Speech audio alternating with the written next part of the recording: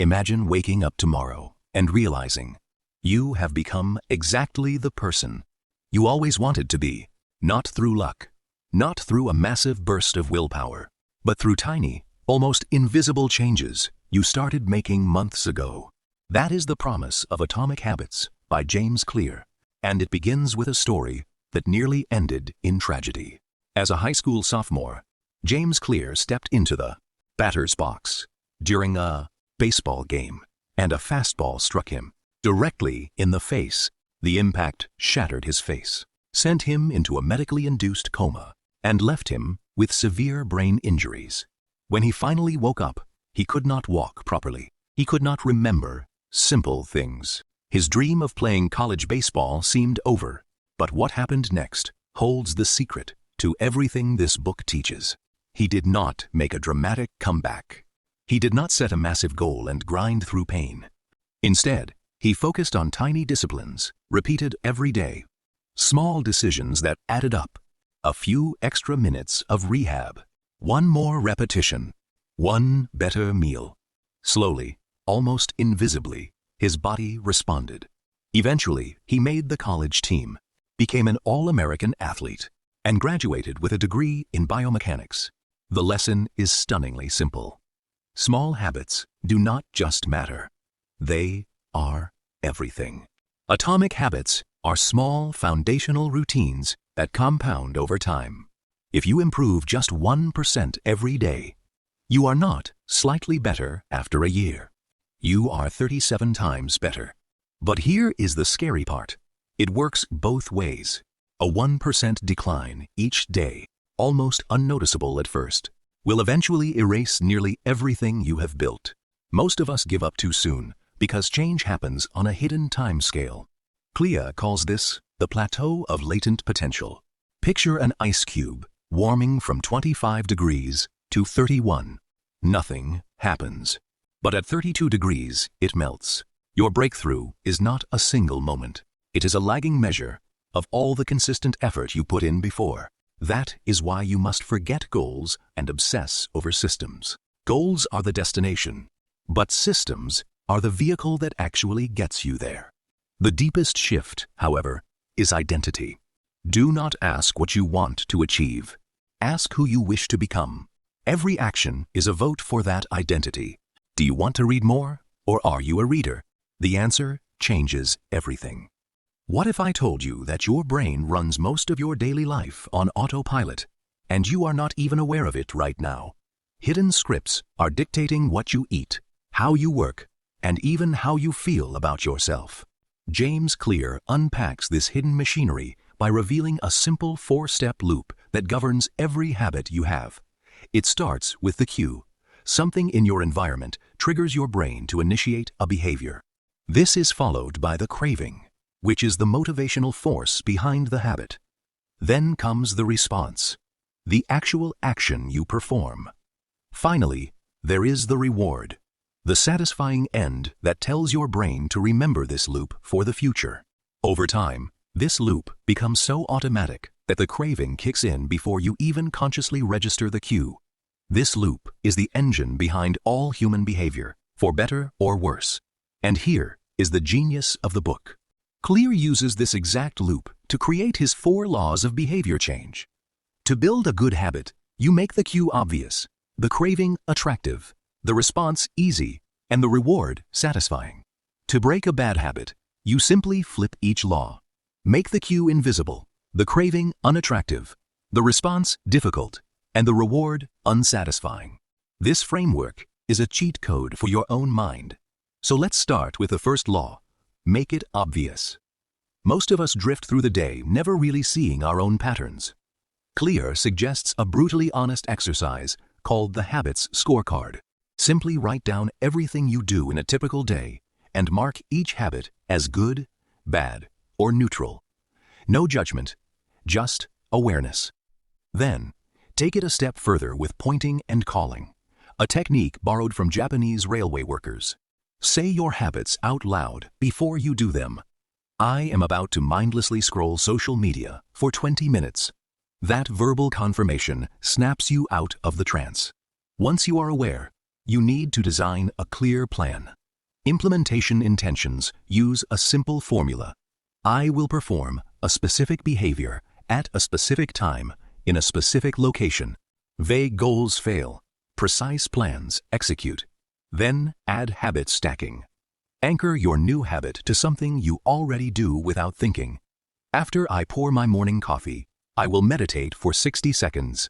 By chaining habits together, you create a rhythm that makes the cue impossible to miss.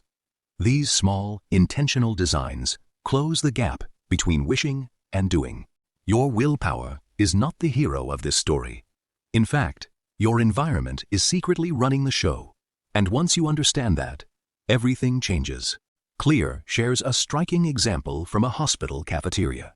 Without telling anyone, researchers simply rearranged where beverages were placed. They made water bottles easily visible and accessible while moving sugary sodas to less convenient spots. The result? Soda sales dropped dramatically, and water consumption soared. Nobody made a conscious decision to be healthier. The environment made the decision for them. This is the hidden power of design. If you want to practice guitar more, do not hide it in the closet. Put it on a stand in the middle of the living room, where you have to walk past it. Want to eat more fruit? Place a beautiful bowl of apples on the counter, not buried in the fridge drawer. Every object in your space is a cue, and those cues shape your behavior far more than motivation ever will. Now, flip the script for bad habits. The secret to self-control is not gritting your teeth and resisting temptation. It is removing the temptation altogether. People who appear to have incredible discipline have simply engineered their lives so they do not have to constantly fight themselves. Make the cue invisible, and the battle never begins. But we also need to make the new behavior irresistible, which leads to the second law: make it attractive. Our brains run on dopamine, and dopamine spikes not just when we experience pleasure, but crucially, when we anticipate it. You can hijack this system with temptation bundling. Pair something you want to do with something you need to do. Watch your favorite guilty pleasure show only while on the exercise bike. Suddenly, the workout becomes a vehicle for pleasure, not pain. Even more powerful is the social environment. Humans are herd animals. We soak up the habits of the people around us, our family, our friends, and those we admire. If you want to pick up a positive habit, join a tribe where that behavior is normal. The desire to belong will make the habit deeply attractive on a primal level.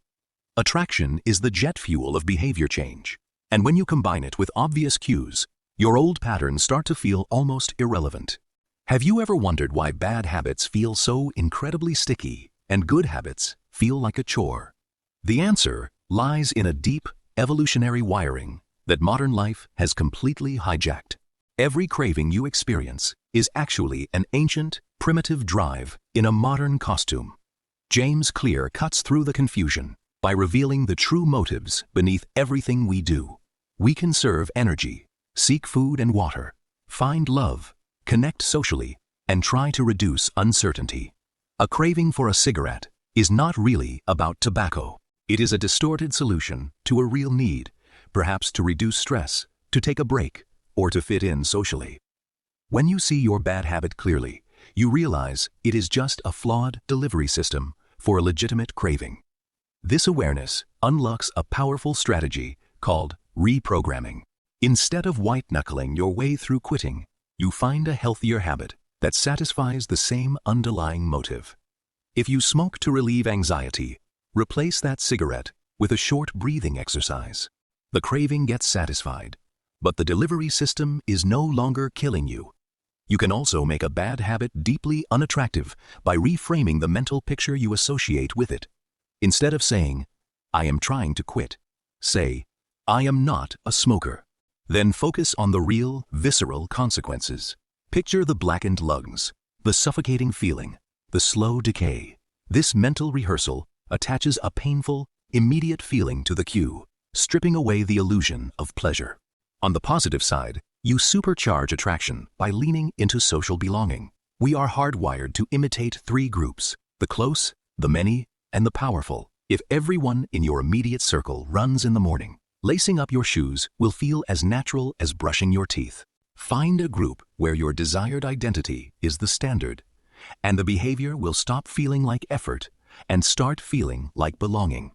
You are not just changing a habit, you are finding your people. Once the cue is obvious and the craving is genuinely attractive, the habit loop begins to spin in your favor. The old you starts to feel like a stranger, and the new identity begins to take root, one small choice at a time. Let's get brutally honest for a second. The biggest enemy of a good habit is not laziness, it is friction. Your brain is a lazy genius. It will always choose the path of least resistance. And that is exactly why the third law, make it easy, is a non-negotiable for real change. Clear teaches the law of least effort. Energy is precious, and every extra step between you and a behavior massively reduces the chance you will do it. So instead of fighting this truth, weaponize it. Reduce the friction for the habits you want, and pile on the friction for the habits you want to quit. Want to eat healthier? Don't just buy vegetables. Wash them, chop them, and put them in clear containers, right at eye level. Want to work out in the morning? Sleep in your gym clothes. Place your shoes next to the bed.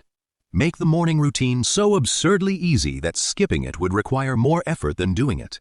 But here is the trap most ambitious people fall into. They go too big, too fast. Clear offers a counterintuitive rule that will save you from burning out. It is called the 2-minute rule. When you start a new habit, it must take less than 2 minutes. You are not establishing a workout. You are establishing the habit of putting on your shoes. You are not establishing a reading practice. You are establishing the ritual of opening the book. A habit must first be standardized before it can be optimized. Master the art of showing up. The 2-minute rule creates a gateway. Once you have done the first 2 minutes, continuing is psychologically much easier. Momentum takes over. Another game-changing strategy is the use of one-time decisions that automate your future behavior. These are commitment devices. Delete the social media apps from your phone entirely. Unplug the television and put it in the garage. Enroll in automatic savings so you never even see the money.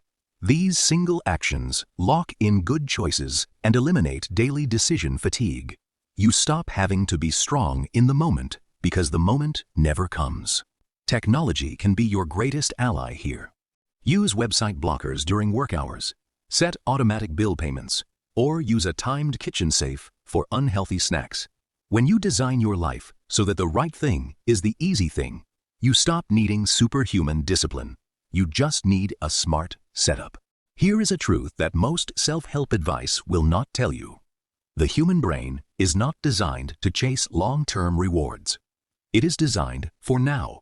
Right now, our ancestors lived in an immediate return environment. They hunted, they ate, they rested. Cause and effect were seconds apart. Today, we live in a delayed return world. You work out now for a body months later. You save money now for retirement decades away. This mismatch is why good habits are so hard and bad habits are so seductive. A donut tastes good immediately. Its cost is hidden in the future. Clear reveals the cardinal rule of behavior change. What gets immediately rewarded gets repeated.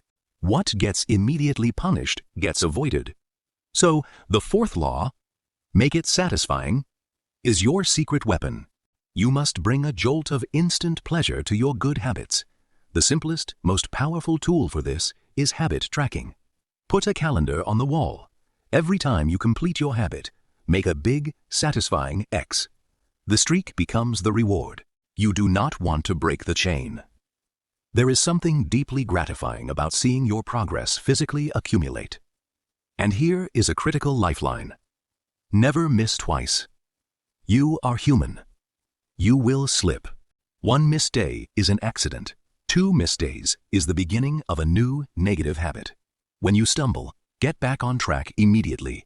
No guilt, no drama. Just do not let the gap widen. To make bad habits unsatisfying, you need accountability. The social cost of letting someone down is one of the most powerful immediate punishments we can experience. Create a habit contract. Write down your commitment and add a painful consequence for failure. Maybe you have to pay a friend $50 every time you miss. Maybe you have to post an embarrassing photo online. The sting of that immediate penalty overrides the brain's attraction to the old comfort. You are rewiring the risk-reward calculation in real time, and do not underestimate the power of simple celebration. When you finish that 2-minute habit, literally say, "Good job," to yourself. Do a small fist pump. Smile. It sounds ridiculous, but you are programming your brain to crave the feeling of success. Over time, the intrinsic rewards of better health and focus will take over. But at the start, you must tip the scales with immediate satisfaction. Let's imagine you have applied the 4 laws. Your habits are in place. Now comes the real test. How do you keep going when the initial excitement fades? How do you keep improving when you have hit a plateau? This is where mastery begins, and it is where most people quietly quit. James Clear introduces the Goldilocks rule. Humans are most motivated when working on tasks right on the edge of their current ability. Not too hard, not too easy. The biggest threat to your progress is not failure, it is boredom. Anyone can get excited about a new goal for a few weeks. The professional shows up and does the work when it has become mundane. You must fall in love with the boring repetition. You must embrace the days when nobody is clapping and the scale is not moving. That consistency is the true separator between those who achieve remarkable results and those who drift back to where they started. A critical distinction Claire makes is between motion and action. Motion feels productive. It is the planning, the researching, the strategizing. But motion does not produce results. Only action does. Are you planning the perfect workout routine, or are you actually sweating? Are you organizing your bookshelf, or are you reading?